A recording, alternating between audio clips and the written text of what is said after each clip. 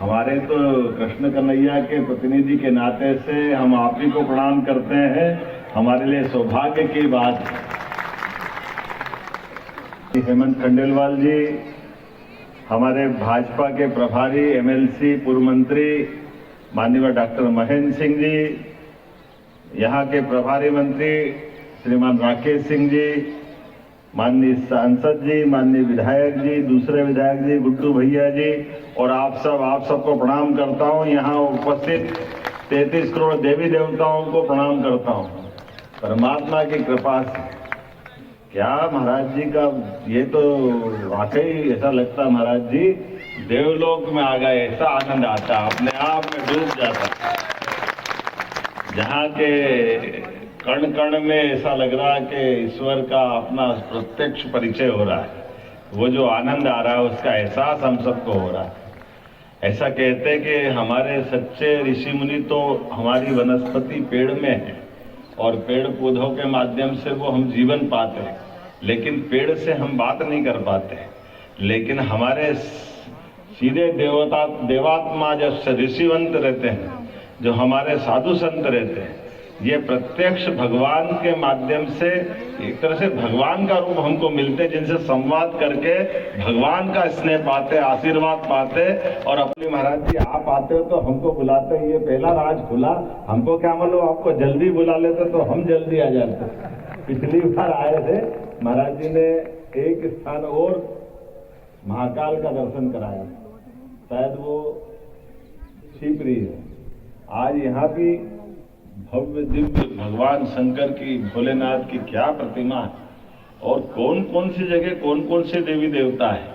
और ये तो हमारे चर्म चक्षु से पता नहीं दिख भी रहे हैं और अज्ञात दिव्य ऐसे हैं कि जिसका एहसास नहीं कर सकते। हमारे लिए ये वाकई अद्भुत स्थान है और जिनके निमित्त ये आयोजन किया गया, सच में अंग्रेजों के काल में, और वो भी उस काल में जब एक तरह से देश के अंदर 1000 साल की गुलामी के बाद भी जब अंग्रेजों से संघर्ष का मौका आया, ऐसे में हम किसी धर्म विशेष के लंबे कारण से उससे संघर्ष कर रहे थे। ऐसे में जड़ों से जुड़ने के लिए पंडित मदन मोहन मालवीय जी ने जो काम किया, वाकई अद्भुत किया। मैं उनको प्रणाम करता हूँ, उनके उस भाव को प्रणाम करता हूँ।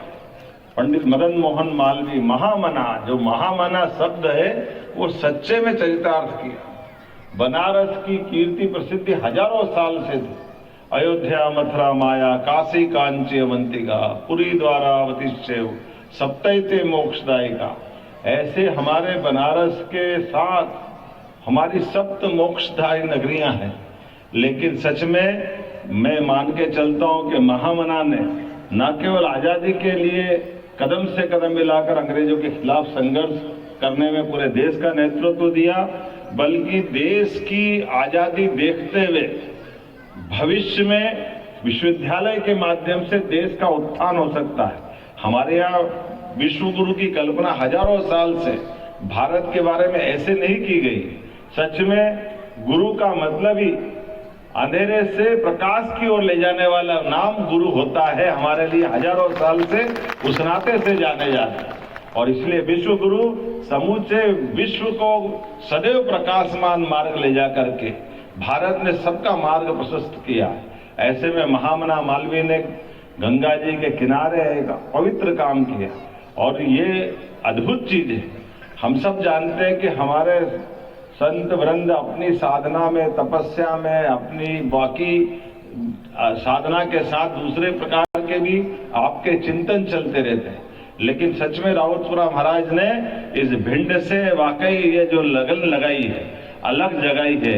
यहाँ देखो, वहाँ विश्वविद्यालय के साथ गरीबों के चिकित्सालय की कल्पना करना, पूरे अपने तरफ से जितने प्रकार से जोड़ते हैं। पंडित मदन मोहन मालवीय जी ने जिस प्रकार से आपने कल्पना की, गांव कौन सा, तो गांव गांव में जहां हमारे प्रवचन हो, जहां बोधशाला हो, जहां मल्ल विद्या होती हो, जहां इस तमाम प्रकार की ज्ञान की चर्चा होती हो, सच्चे अर्थों में कथा का मतलब केवल भक्ति भाव से खत्म न करते हुए भक्ति भाव के माध्यम से सात्विक मार्ग पे विद्या दान करके योग्य नागरिक बनो, सुयोग्य नागरिक बनो, इस दिशा में जो कदम बढ़ाया वो वाकई अद्भुत है। और इसके लिए पूरे देश से आपने, अपने पास तो केवल मन की इच्छा शक्ति थी, लेकिन कहां से नहीं और कैसे कैसे उदाहरण इनके भरे पड़े।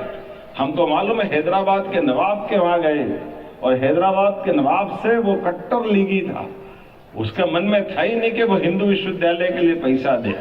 तो ऐसा कहा जाता है कि जब उसने ना कर दिया तो उसकी भी नाक रगड़ने के लिए मजबूर करते हुए एक मैयत के साथ चलने लगे और वो जो ऊपर पैसे उड़ा रहे थे वो पैसे उठाने लगे। और लोग ने कहा ये क्या कर रहे हो मदन मोहन जी, महामना आपका इतना बड़ा स्थान, आप ये शव यात्रा जा रही है, शव यात्रा में पैसे उठा रहे हो। बोले मैं हैदराबाद आया था, नवाब की इज्जत रखना थी, कैसा नहीं लगे इसने कुछ नहीं दिया, भले मुर्दों पे डाला हुआ पैसा मैं ले जाके बता दूंगा कि हैदराबाद से ये लेके आया हूं। ये बात जब उस तक पहुंची तुरंत बुलाया, माफी मांगी और उन्होंने कहा आपको क्या चाहिए मैं सब देने को तैयार हूं।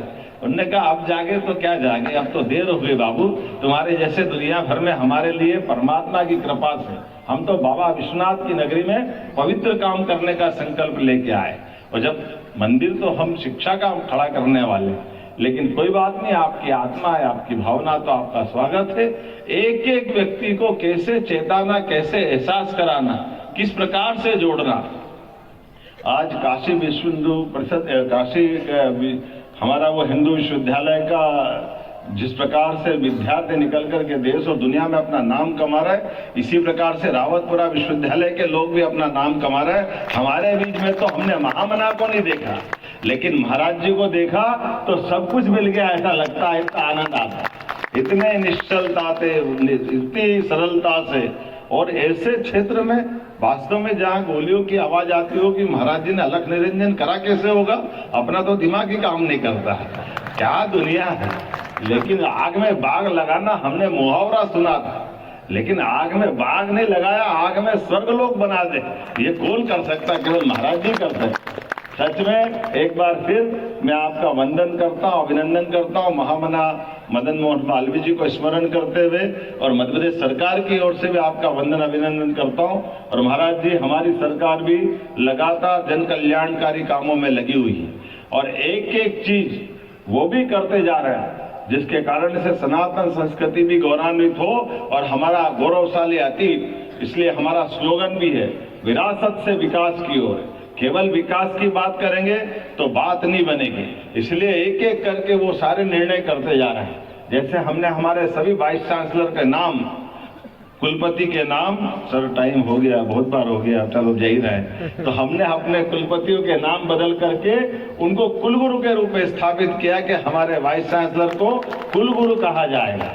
क्योंकि ये बात सही है, हम जब वैसे ही कुलगुरु कहते हैं तो कुलगुरु कहते ही वो अलग प्रकार का एहसास हमको हो जाता है।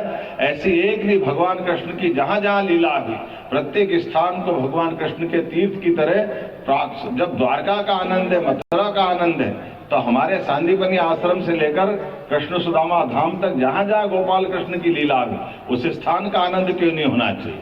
और जब इसकी बात करता हूं तो चित्रकूट को कैसे भूल सकता हूं। हर वो स्थान जहां जहां भगवान की लीलाएं हुई, भगवान राम और कृष्ण के प्रत्यक्ष साक्षात्कार यहाँ हुआ। तो मेरी अपनी ओर से पुनः एक बार महाराज जी के चरणों में वंदन अभिनंदन। और आज तो थोड़ा सा बाबा महाकाल ने थोड़ा आशीर्वाद दिया, थोड़ा खींच लिया, न अगली बार आना तो खाना खा के जाना, भोजन प्रसादी करके जाना। आज तो महाराज जी से आशीर्वाद लेके आ रहे हैं। मेरी अपनी ओर से पुनः आपका वंदन अभिनंदन। मेरे साथ दो प्रेम से बोलिए, प्रभु रामचंद्र महाराज की, गोपाल कृष्ण भगवान की, हनुमान जी महाराज की, रावतपुरा सरकार की। बहुत बहुत आभार माननीय श्री